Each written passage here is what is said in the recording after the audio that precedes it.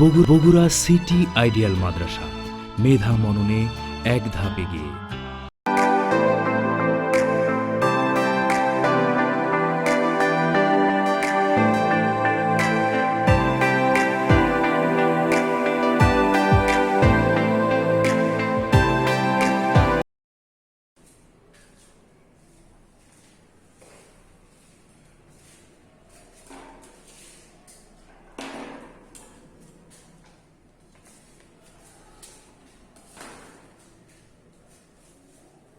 আসসালামু আলাইকুম ওয়া রাহমাতুল্লাহ।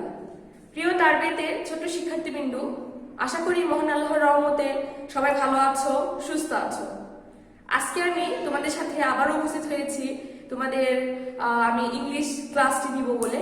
তো আজকে তোমাদের অনলাইনে ইংলিশ ক্লাস নিতে এসেছি আমি, তোমরা বুঝতেই পারছো, কেননা বোর্ডে আমি অলরেডি লিখে দিয়েছি আজকে তোমাদের ইংলিশ সাবজেক্ট। আর গত ক্লাসগুলোতে অর্থাৎ অনলাইনে যে ক্লাসগুলো তোমরা করছো সেখানে ধারাবাহিকতা রেখেই আমাদের পড়াগুলো চলছে।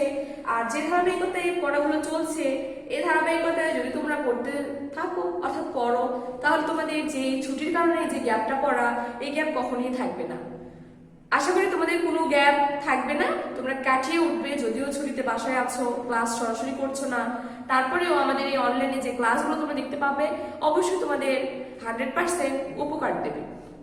তো আমি আজকে তোমাদের সাথে যে বিষয়গুলো আলোচনা করব গত ক্লাসের ধারাবাহিকতা অনুযায়ী। তো আমাদের অনলাইন ক্লাসে চলছিল তোমাদের ইংলিশ সাবজেক্টের পেজ নং 7। তো আজকে আমি বলছি তোমরা তোমাদের ইংলিশ সাবজেক্টের পেজ নং 7 বের করো। পেজ নং 7। তো পেজ নং 7 থেকে গত ক্লাসগুলোতে যে আলোচনাগুলো ছিল সেটা নাম্বার 1 থেকে 6 পর্যন্ত অলরেডি হয়ে গেছে। তো নাম্বার 1 থেকে 6 পর্যন্ত প্রতিটা প্রশ্ন আমি তোমাদের সামনে ভালোভাবে উপস্থাপন করার চেষ্টা করেছি। আশা করি তোমরাও বুঝতে পেরেছো, তোমাদের পার্টগুলো আয়ত্ত করে নিয়েছো, এই আশাটা আমি করছি। তো যেহেতু নাম্বার 1 থেকে 6 পর্যন্ত আমাদের অলরেডি কমপ্লিট, সো আমাদের ধারাবাহিকতা অনুযায়ী আজকে হবে কোশ্চেন নং 7। তো কোশ্চেন নং 7 এ তোমাদের দেওয়া আছে এখানে কিছু ইংলিশ ওয়ার্ড, যে ওয়ার্ডগুলোর বাংলা মিনিং তোমাদের লিখতে হবে। অর্থাৎ আমরা যেটা বলি শব্দার্থ তোমাদের লিখতে হবে। তো প্রতিটি ওয়ার্ড তোমাদের কাছে বলা চলে 95% ওয়ার্ড পুরানো, অর্থাৎ যেগুলো নিয়ে আমরা এ যাবৎ আলোচনা করে এসেছি সেখান থেকে তোমাদের কিছু ওয়ার্ড রয়েছে, আর বাকি কিছু আছে নতুন। সো তোমাদের কাছে ইজি হবে, কোনো প্রবলেম নেই। তো অবশ্যই তোমরা চলো আমার সাথে আলোচনায়, যে আমরা যেন ভালোভাবে করতে পারি। তো দেখো, প্রথমেই দেওয়া আছে অ্যাপল। তোমরা তোমাদের বইয়ে লিখে ফেলো। নাম্বার 7 কি বলেছে? Word meaning.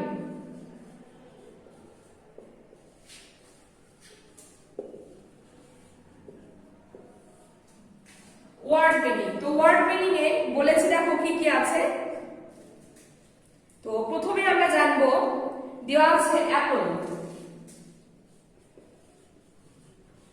তো আমি আশা করছি তোমরা এগুলোর অর্থ পারবে। সো শব্দগুলো আমি লেখার সাথে সাথে আশা করি তোমরা সবাই এগুলোর অর্থ লেখার চেষ্টা করবে। আর আমি তো আছি, আমি তো লিখবো, তাই না? তো দেখো আমি আগে শব্দগুলো উঠিয়ে নিই। তো অ্যাপল, তারপরে আছে কাউ, COW, তারপরে আছে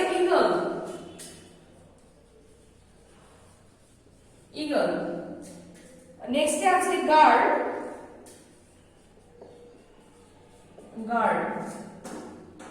হর্স, তো আমরা একটু জায়গা রাখবো, যেহেতু অর্থগুলো আমাদের পরে করতে হবে। তারপরে আছে দেখো ইঙ্ক, INK, ইঙ্ক। নেক্সটে আছে নেস্ট, NEST, নেস্ট। ম্যাপ আছে কাইট, কাইটের পরে আছে ম্যাঙ্গো,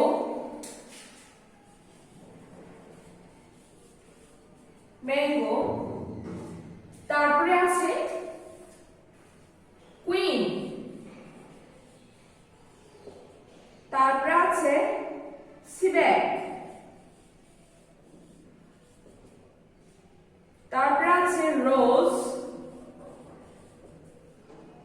আছে লায়ন, পেন, টাইগার,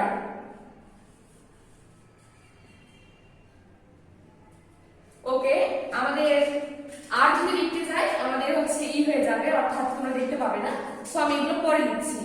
তো আর দুটো আছে শিপ এবং ভ্যান, তার আগে আমরা এগুলোর অর্থ জেনে নিব।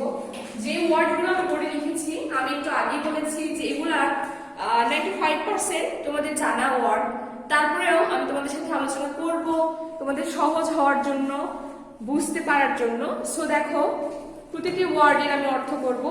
তার আগে তোমাদের বলি, যেগুলো তোমরা জানো এগুলো অবশ্যই তোমরা ভালো করে শেখার চেষ্টা করবে।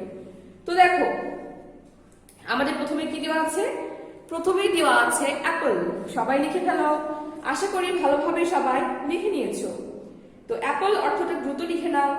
আমি একটু ওয়েট করছি, কেননা আমি দেখছি আসলে তোমরা কতটুকু পারো। তো যতটুকু তোমরা পারছো এটা আগে লিখে নাও, লিখে নিয়ে তার পিক উঠায় নিয়ে আমাদের কমেন্ট বক্সে অবশ্যই জানিয়ে দিবে। তো এই জন্য একটু ওয়েট করছি, তোমরা অবশ্যই ভালো করে করার চেষ্টা করো।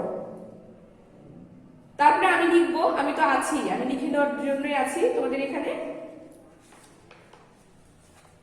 নাও আমরা লেখায় চলে যাব। তো তাহলে তুমি দেখো,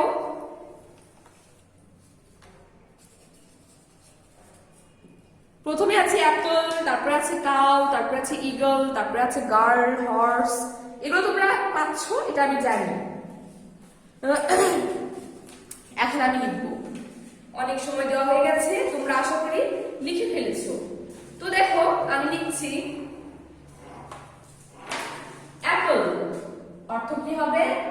আপেল, সরি ল আপেল। কাউ তোমাদের লিখতে হবে গাভী।